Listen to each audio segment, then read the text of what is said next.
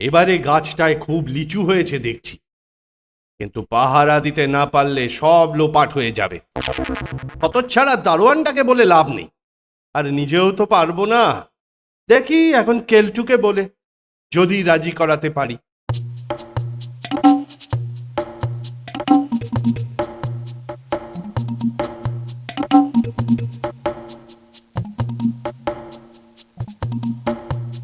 এই যে কেলটু,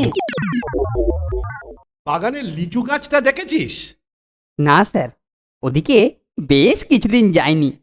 বাহ, তা যাবে কেন? ওদিকে নজর রাখতে গেলে মাথায় দুষ্টুমির কুবড়ে পোকা ঘুরবে কি করে? না স্যার, মানে ব্যাপারটা হলো। শোন, বাগানের লিচু গাছটায় এবার দেখছি খুব লিচু ধরেছে, কিন্তু পাহারার ব্যবস্থা না করলে একটা লিচুও যে গাছে থাকবে না সে আমি খুব ভালো করে জানি।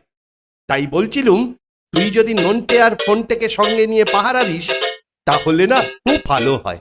কোনো চিন্তা করবেন না স্যার, পাহারার ব্যবস্থা আজ থেকেই করে ফেলছি। দেখবেন লিচু তো দূরের কথা, একটা পাতাও কেউ নিতে পারবে না। আর পাহারা যদি ঠিকঠাক না হয় তাহলে লিচুদের অসম্মান করা হবে না। আমি থাকতে সেটা তো হতে দিতে পারি না স্যার।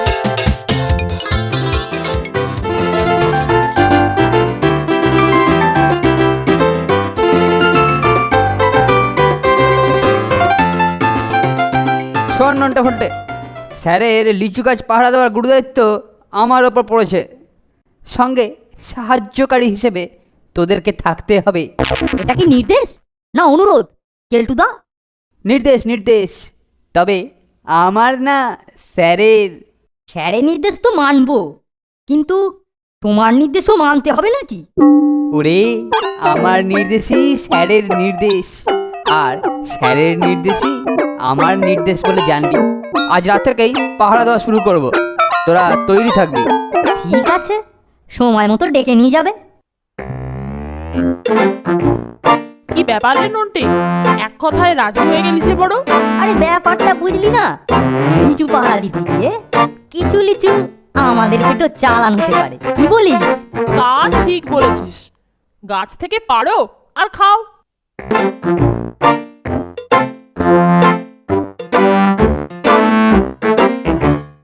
ভাই বাস, দারুণ লিচু হয়েছে রে। কিন্তু এই লিচুদের আমরা এখন রক্ষা করব, আর প্রাণ গেলেও এদের কারোকে নষ্ট করতে দেব না।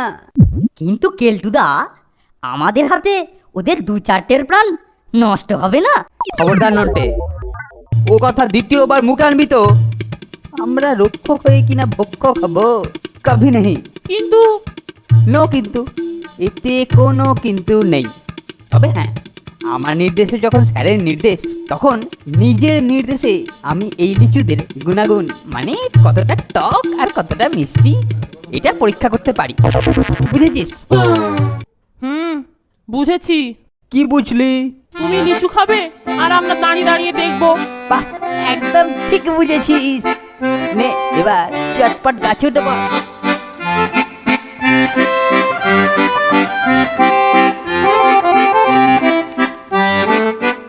আজ তো এদের বেশ মিষ্টি গুণ সম্পন্ন বলেই মনে হচ্ছে।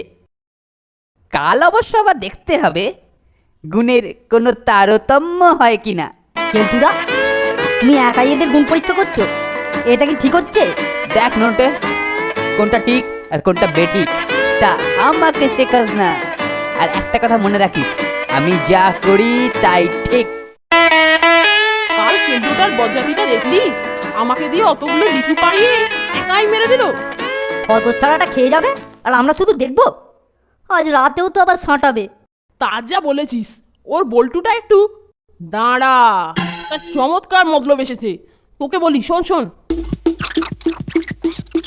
ওহ, দারুণ মতলব বের করেছিস মাইরি। আজকে লিচু তোমায় খাবো, কালকের মতো আবার খাবো। আজকে লিচু তোমায় খাবো, খেয়ে দে মন ভরাবো। আজকে লিচু তোমায় খাবো, আজকে লিচু তোমায় খাবো। নে তোরা রেডি তো? কি রে, ফোনটি কই? ওর খুব ইয়ে হচ্ছে কেলটুদা, 1 ঘন্টা ছাড়া ছাড়াই মগাতে ছুটছে। এখন বোধ হয় আবার সেখানেই ছুটেছে। ইয়ে মানে হতভাগার পেট ঠিক নেই, আবার লিচু খেতে স্বাদ হয়েছিল নিশ্চয়ই। তা যা বলেছো কেলটুদা। নন্টে, আজ তো তোকেই পারতে হবে। নে আর দেরি না করে উঠে পড়, উঠে পড়। এই যে কেলটুদা, এখনই উঠছি। কি রে, ওই রকম হাঁ করে দাঁড়িয়ে রইলি কেন? কেলটুদা, তোমার পেছনে দাঁড়িয়ে কেউ লিচু পেড়ে খাচ্ছে। কি লিচু পেড়ে খাচ্ছে? কারা তো সাহস যে আমি থাকা সত্ত্বেও লিচু পারবে? আরে কেলটু নাকি? তোকে তো আমি খুঁজে বেড়াচ্ছি। কেন? আমাকে কেন? তোর মুন্ডুটা ছিঁড়বো বলে। নিচুর বদলে আজ তোর মুন্ডুটাই আগে খাবো। ওরে বাবারে, ওরে বাবারে, ওরে বাবারে, ওরে বাবারে। কিরকম লম্পার মতলব বের করেছিলুম বলতো নন্টে? অপূর্ব! এক ঢিলে দুই পাখি, কেলটুকেও ভয় পাইয়ে তাড়ানো হলো, আর এখন গাছে না উঠেও লিচু পাড়া হচ্ছে। ঠিক বলেছিস। এখন পকেট বোঝাই করছি, একটু পরেই পেট বোঝাই করবো।